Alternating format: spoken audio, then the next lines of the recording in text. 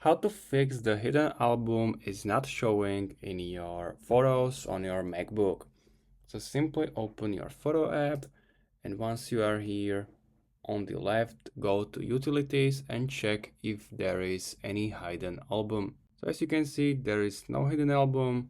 If you want to unhide the hidden album, simply click on view at the top and find the show hidden photo album. Simply click it. And now the hidden album will be visible here and also on the left.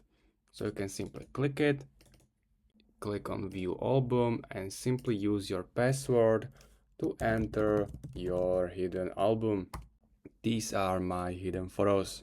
On the other hand, if you want to hide this hidden album, repeat the process, click on view and click on hide hidden photo album, and it's gone and not visible.